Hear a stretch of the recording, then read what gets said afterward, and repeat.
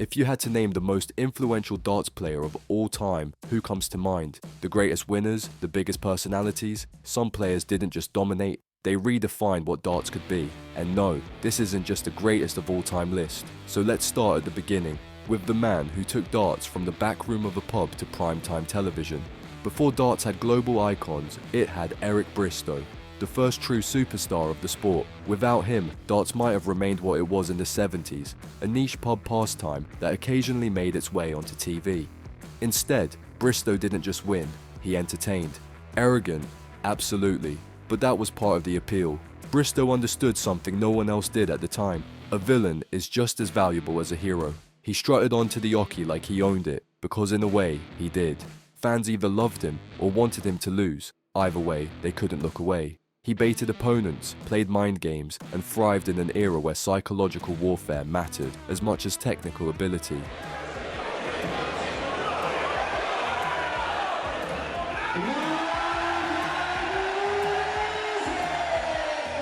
He backed it up too.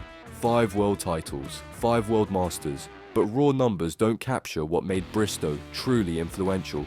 It was how he carried himself, how he made people care about darts beyond just the players who won tournaments. He was box office before darts knew it needed box office. When he played, TV ratings soared. Bullseye, the legendary darts-based game show, was doing over 10 million viewers at its peak, and Bristow was at the center of it all. Even after his prime, his impact never faded. He mentored Phil Taylor, the man who would eventually break every record Bristow set. Imagine that, discovering a player, funding his early career, and shaping him into the most decorated player darts has ever seen. That's influence. He built the sport, he gave it personality, and in doing so, he set the foundation for everything that came after. How did you discover Phil then?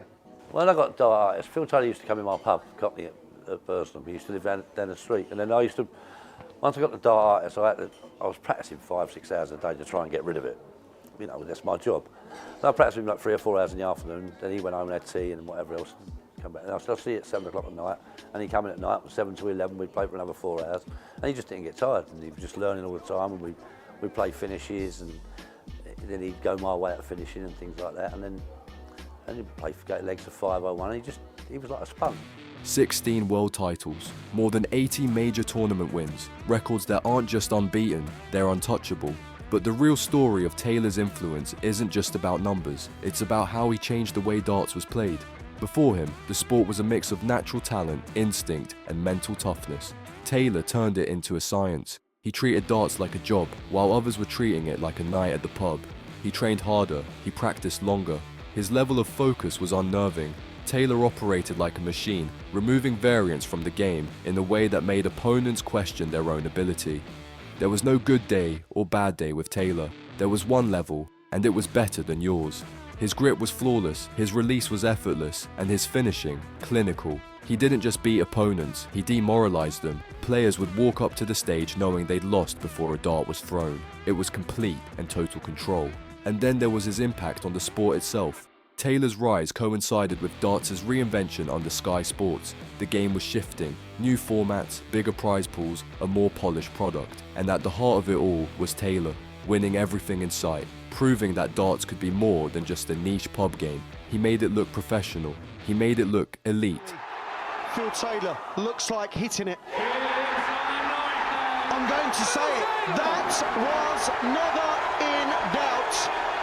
Phil Taylor hits yet another 9-darter at the World Match Play. Bristow showed the world why darts was worth watching. Taylor made sure no one ever stopped. Darts has always had dominant players. It's had entertainers, game changers, and once-in-a-generation talents. But it has never seen anything like Luke Littler. A teenager should not be this good. A teenager should not be carrying a sport on his back before he's old enough to order a pint. Yet here we are. In just over a year, Littler has done what took others decades. He's changed the face of darts, not gradually, overnight. When he burst onto the scene, it wasn't with steady progress or a one-to-watch label. It was with total annihilation of the narrative that young players need time to develop. He walked onto the biggest stage in the world at his first ever PDC World Championship and played as if pressure didn't exist. By the time he reached the final, it wasn't just the darts world watching, it was everyone. Casual fans, news outlets, social media algorithms that had never considered promoting a darts clip until Littler started embarrassing seasoned pros. And then there's the real shift. Who's watching now? Littler hasn't just brought more viewers to darts, he's brought new viewers. People who had never cared about the sport are suddenly glued to the screen, trying to understand why this kid is obliterating professionals with a casual shrug. The demographic is changing. Littler isn't just a rising star, he's a cultural reset.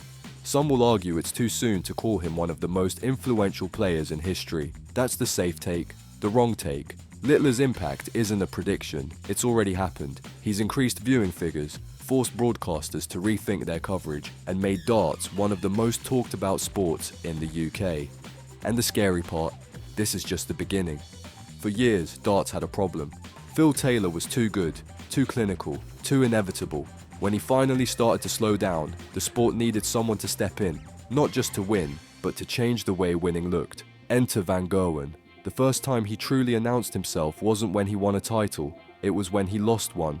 The 2007 World Masters Final, 17 years old, throwing a 9-darter and still somehow losing to Martin Adams. But that performance was a preview of what was coming. When Van Gerwen did take over, it was an explosion. He played darts at a speed and intensity nobody had seen before. The relentless pace, the ridiculous averages, the aura. For a 5-2 win. Wants 58. Now tops. That is a 5-2 win. What an incredible performance from Michael Van Gerwen. He'd step onto the oche, rattle off a barrage of treble 20s, and before you even processed what had happened, the leg was over. For nearly a decade, he crushed everything in his path. 3 world titles, over 40 major wins, more 100 plus averages than anyone could count. There was a period where beating him wasn't just difficult, it felt impossible. But dominance isn't what makes him one of the most influential players ever. It's the fact that he forced everyone else to evolve. Players had to find new levels of consistency just to compete, let alone win. Without Van Gerwen, you don't get the modern high-velocity, high-scoring era of darts. And he's not done. Even after younger talents emerged, even after new challengers arrived, Van Gerwen remains the benchmark. The fear factor he built still lingers. No one in darts history has ever played with his level of aggression and sustained excellence. Before him, Dutch darts was irrelevant, a small scene with talent but no identity, until Van Barneveld gave them one. When he won his first BDO world title in 1998, it wasn't just a personal victory, it was a national moment. A working-class postman had just become world champion, and suddenly an entire country was obsessed. 71. Double 13. Double 16, 2 darts for the match.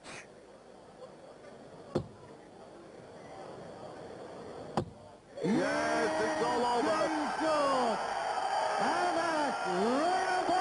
The old Sylvia Barneveld stands, but look at those two play. Then he did it again and again. By the time he won his 4th world title, he wasn't just a darts player, he was the face of Dutch sport. There was a reason Van Gerwen grew up idolizing him. There was a reason the Netherlands became the second powerhouse in darts. Every sold-out PDC event in the Netherlands, every new generation of talent, that starts with Van Barneveld. But his impact goes beyond just growing the game. His most influential moment came when he made the move from the BDO to the PDC. That decision wasn't easy. At the time, the BDO still had history, prestige, and deep roots in traditional darts culture. But Barney saw the future. He knew that if he wanted to compete with the very best, if he wanted to prove himself against Phil Taylor, he had to make the jump. You had a split with Ad Schuss, your manager. Yeah. So now you don't necessarily have to stay within the British Darts Organisation system. Well, it's not looking at the future at the moment. My future is still at the BDO. I'm looking forward to play the Lakeside. And after that, we'll see. And then came 2007, his first PDC World Championship final against Taylor, the greatest player of all time versus the biggest signing in PDC history. And in one of the greatest matches ever played, Barney won. That match was a power shift. It proved that the PDC wasn't just Taylor's playground anymore. It was a true global sport. Without Van Barneveld, Dutch darts doesn't explode. The PDC doesn't grow as fast as it did, and Taylor's dominance never gets challenged in the way it needed to be. For decades, women in darts were an afterthought. The talent was there. Players like Trina Gulliver and Lisa Ashton had proven that. but the opportunities weren't. Women's events were underfunded, underpromoted, and largely ignored by the mainstream. The unspoken rule: women don't compete with the men. Then Fallon Sherrock stepped onto the stage at the 2019 PDC World Championship and made history. Her first match was a convincing win over Ted Evets, the first woman ever to beat a man at the PDC Worlds. It was a headline moment, a breakthrough, but one win could still be written off as a fluke. The real impact came in her next match, where she took down Mensur Suljovic, one of the best players in the world. And she didn't just win, she thrived under pressure, landing crucial checkouts with the kind of composure that makes champions.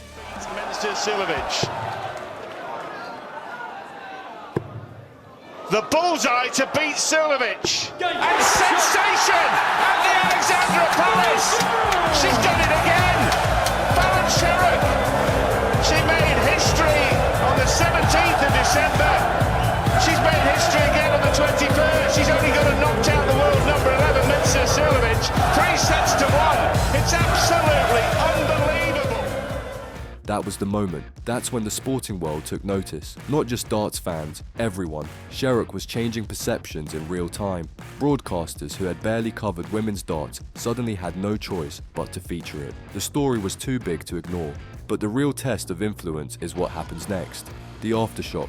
And the impact of Sherrock's run is still being felt. More women are competing at the highest level. The PDC has expanded women's opportunities, creating dedicated tour events and increasing prize money. And every time Sherrock plays, she draws attention to the sport. The difference between being a great player and being influential is what you leave behind. Sherrock's influence isn't about what she's won, it's about what she's made possible for the next generation. Darts has always had characters. Some were brash, some were showmen, and some, like Jockey Wilson, were walking chaos. He wasn't just a great player, he was an event. Two-time world champion, one of the most naturally gifted players to ever hold a dart. But Jockey's influence wasn't about numbers, it was about presence.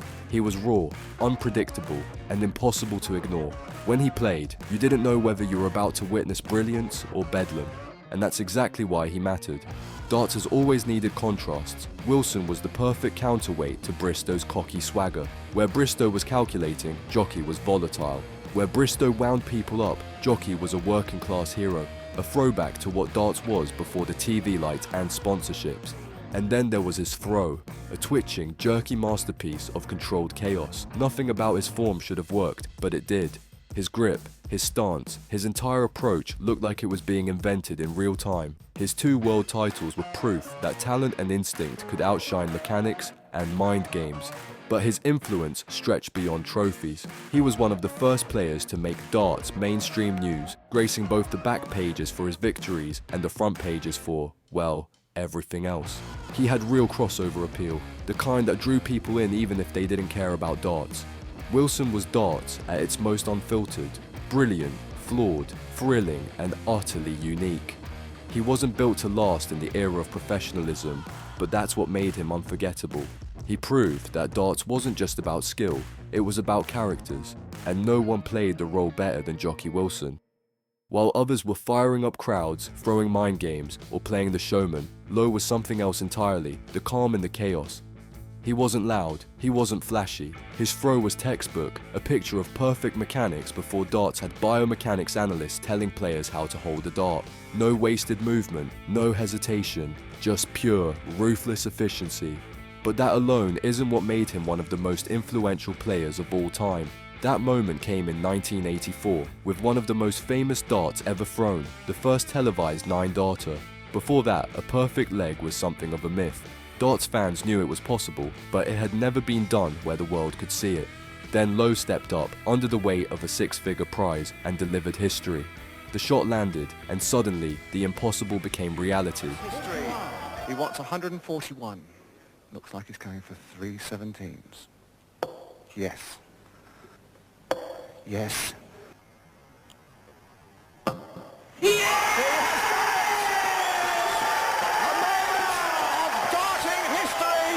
That moment changed darts. It proved that perfection could be achieved on the biggest stage, setting the benchmark that every player now chases. Today, 9-darters are more common, but only because players know they can happen. Before Lowe, they weren't expected, they were hypothetical. His impact didn't stop there. Lowe is the only player to win world titles in 3 different decades, the 70s, 80s, and 90s. That kind of longevity doesn't happen by accident. He adapted, he evolved. While others faded, Lowe stayed relevant, proving that darts wasn't just for short-lived hot streaks, it could be a career. He wasn't the most animated, he didn't thrive on controversy, but if you're talking about pure, technical, relentless excellence, John Lowe's influence is undeniable. He showed players how to win with precision, how to carry themselves with professionalism, and how to chase perfection, even when no one thought it was possible.